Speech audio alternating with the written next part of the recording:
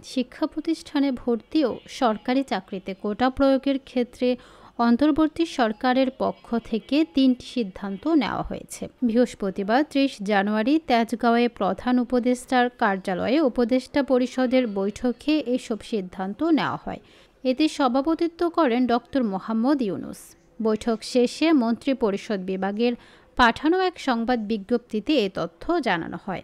বৈঠকের সিদ্ধান্তগুলো হলো, উপদেষ্টা পরিষদের বৈঠকের আলোচনা অনুযায়ী স্বাস্থ্য, শিক্ষা ও পরিবার কল্যাণ বিভাগ, আইন ও বিচার বিভাগ, শিক্ষা মন্ত্রণালয় এবং মুক্তিযুদ্ধ বিষয়ক মন্ত্রণালয় এ ব্যাপারে প্রয়োজনীয় কার্যক্রম গ্রহণ করবে। জনপ্রশাসন মন্ত্রণালয় সরকারি চাকরিতে নিয়োগের ক্ষেত্রে বর্তমান প্রেক্ষাপটে কোটা পদ্ধতি প্রয়োগের বিষয়ে মতামত বা সুপারিশ সহ সারসংক্ষেপ উপদেষ্টা পরিষদ বৈঠকে উপস্থাপন করবে।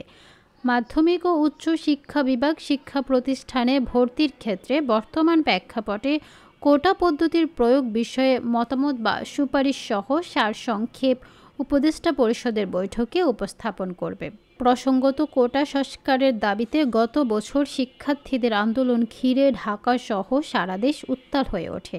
তখন এ নিয়ে উচ্চ আদালত রায় দেয়। উচ্চ আদালতের রায় অনুযায়ী বর্তমানে সরকারি, আধা সরকারি ও স্বায়ত্তশাসিত প্রতিষ্ঠানের চাকরির সব গ্রেডে মেধার ভিত্তিতে নিয়োগ হয় 93%, বাকি 7% নিয়োগ হয় কোটার ভিত্তিতে।